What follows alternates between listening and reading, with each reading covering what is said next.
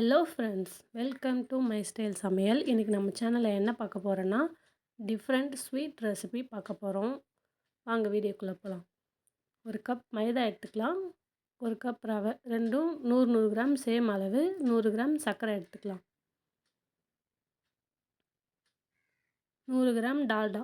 எல்லாம் ஒரே அளவு போட்டால் தான் நமக்கு ஸ்வீட் நல்லா சாஃப்டாக நல்லா வரும். 2 ஏலக்காய், கொஞ்சமாக உப்பு, ஸ்வீட்டுக்கு தெரியறதுக்காக எல்லாத்தையும் இது மாதிரி மிக்ஸ் பண்ணி ரெடி பண்ணி வச்சுக்கலாம்.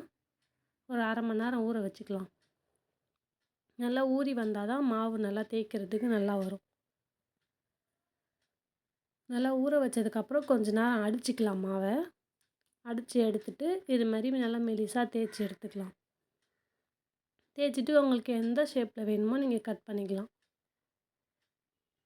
கட்டமாக வேணுன்னா கட்டமாக கட் பண்ணிக்கலாம், இல்லை வேறு எதாவது மாடல் வேணுன்னா அது மாதிரி நம்ம கட் பண்ணிக்கலாம்.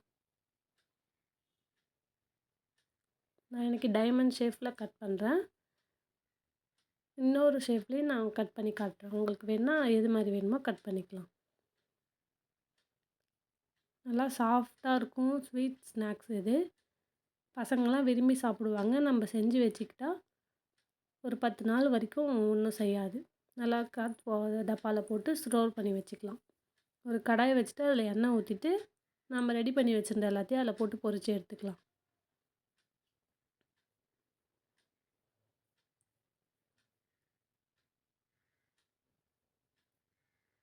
எண்ணெய் ரொம்ப ஹீட்டாக இருக்கக்கூடாது, மீடியம் ஹீட்டில் வச்சுட்டு பொரிச்சிக்கலாம். எப்போதும் ஒரே மாதிரி செய்யாமல் இது மாதிரி டிஃப்ரெண்ட்டாக ஸ்நாக்ஸ் செஞ்சு கொடுங்க. பசங்க நல்லா விரும்பி சாப்பிடுவாங்க. இது மாதிரி சிம்பிள் அண்ட் டேஸ்டி ரெசிபீஸ் வேணுன்னா உடனே போய் நம்ம சேனலை சப்ஸ்கிரைப் பண்ணுங்கள்.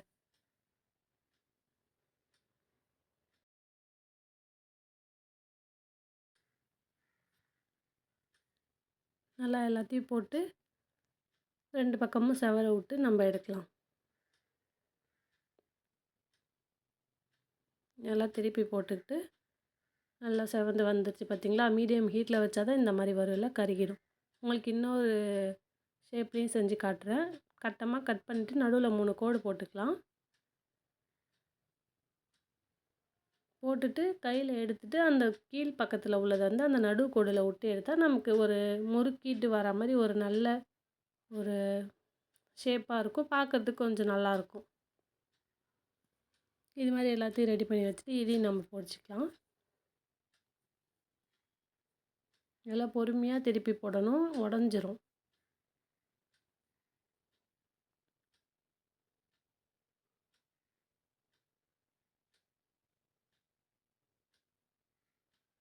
எல்லாத்தையும் அதே மாதிரி திருப்பி திருப்பி போட்டுக்கலாம்.